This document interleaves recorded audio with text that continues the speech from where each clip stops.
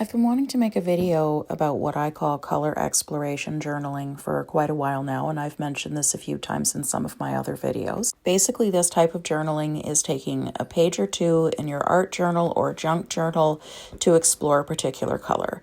You don't have to use the exact same color throughout the piece, and you can use whatever methods of art that you like.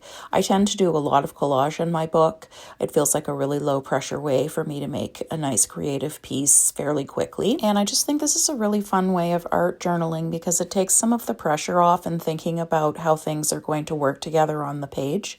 Sometimes I do this type of grid journaling that I have mentioned in some of my other videos. Now, the way that I make this super easy for myself is that I keep this office tray stocked with little bits and pieces in different color families.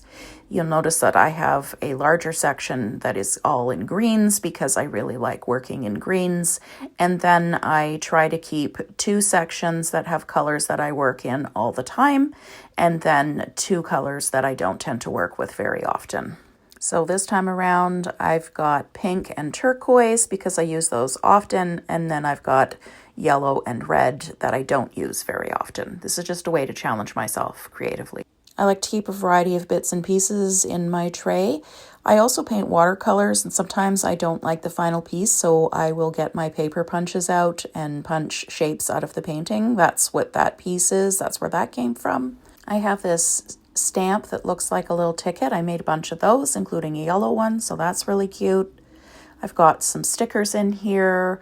I've got bits and pieces left over from other pieces that I've worked on. There's a nice little stamp with a yellow bird on it, another watercolor circle. I have a lovely friend in Bolivia, and she sent me a really nice package of Happy Mail a while ago, so that's where that came from. I'll cut stuff out of books. I keep tea packets that have different colors and nice text on them, and again, just cutting things out of old books or bits and pieces that I get in collage bundles that I'll buy. I also like using lots of different types of pretty packaging or nice looking things that I get in the mail, such as this postcard that I got. It's got lots of yellow in it, so I'm just going to use my paper punch and make a couple of shapes out of that to use in my collage. I use these punches in different ways. Sometimes I use it so that I could see what I'm cutting out, and I'm going to do that. In this case, I'm just kind of having a look to think about what the shape will look like, and I think if I do it this way, it's going to have some really nice contrast in that one little circle shape. So there we go. I also have one of these paper punches that looks like a little postage stamp. Those are getting really popular. I think it would be nice if I could get some nice text on that little stamp, and maybe if I turn it the other way, I can actually get the words floral notes onto that stamp. Yeah, I think I can do it. So there we go. That's going to look really cute in my collage and gives me one more little thing that can go in with my exploration of the color yellow.